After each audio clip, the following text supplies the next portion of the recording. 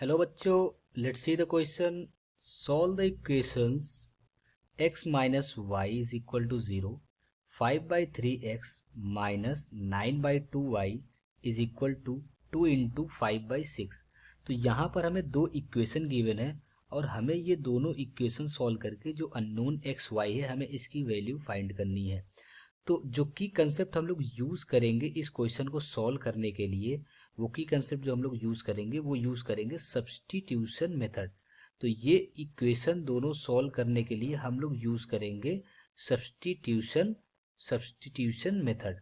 Substitution method में क्या होता है कि जैसे मान लीजिए हमारे पास दो इक्वेशन गिवन है.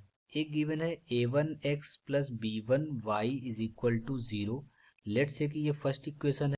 और a2x plus b2y is equal to 0. Let's say ये सेकेंड इक्वेशन गिवन है. अब हम क्या काम करते हैं कि सेकेंड इक्वेशन से x की वैल्यू निकाल ले रहे हैं इन टर्म्स ऑफ y. आप चाहे तो फर्स्ट इक्वेशन से निकाल सकते हैं या सेकेंड इक्वेशन से निकाल सकते हैं. तो यहाँ सेकेंड इक्वेशन से अगर हम x की वैल्यू निकालें इन टर्म्स ऑफ y तो ये हमारे पास आ जाएगी x is equal to minus b2/a2y. तो अगर ये x की वैल्यू जो हमने निकाली है in terms of y second equation से, इसे हमने पुट कर दिया फर्स्ट इक्वेशन में. तो जब हम इसे फर्स्ट इक्वेशन में पुट कर देंगे तो ये हमारे पास हो जाएगा a1. x की जगह हम रख देंगे minus b2/a2y plus b1y is equal to 0.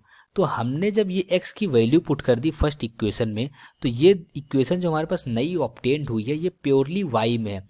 तो हम लोग इसे सॉल्व करके यहाँ से y की वैल्यू ईजिली निकाल लेंगे. जब हमें यहाँ से y की वैल्यू मिल जाएगी तो हम इसे पुट कर देंगे ये सेकेंड इक्वेशन में, तो यहाँ से हमें x की वैल्यू मिल जाएगी. तो क्वेश्चन में जो हमें दो इक्वेशन गिवन है वो गिवन है x minus Y is equal to 0. Let's say कि ये फर्स्ट इक्वेशन गिवन है और जो सेकेंड इक्वेशन हमें गिवन है वो गिवन है 5/3x minus 9/2y is equal to 2 into 5/6. Let's say कि ये सेकेंड इक्वेशन हमें गिवन है. अगर हम फर्स्ट इक्वेशन को सॉल्व करें और यहाँ से x की वैल्यू निकालें इन टर्म्स ऑफ y तो ये हमारे पास हो जाएगा x is equal to Y हो जाएगा. तो अगर हमने फर्स्ट इक्वेशन को सॉल्व किया वहाँ से हमें एक्स वाई में एक रिलेशन मिला. वो क्या मिला? x is equal to Y.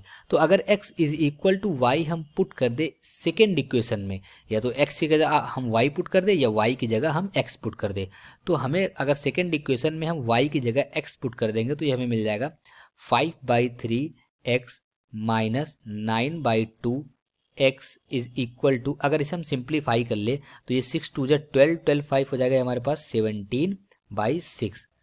अगर इसे हम एलसीएम लेके और सिंप्लीफाई कर ले तो ये हमारे पास हो जाएगा, एलसीएम लेने पे 6 हो जाए, 6 एलसीएम आ जाएगी और ये हमें मिल जाएगा 10x और ये minus 27x is equal to 17/6. तो ये 6 से 6 कैंसिल हो जाएगा और इसे सॉल्व करने पे 10x माइनस 27x मीन्स यहाँ पे हमें मिल जाएगा 17x इज इक्वल टू 17. तो इसे सॉल्व करने पे फर्दर हमें जो x की वैल्यू मिलेगी, हमें x की वैल्यू मिल जाएगी -1.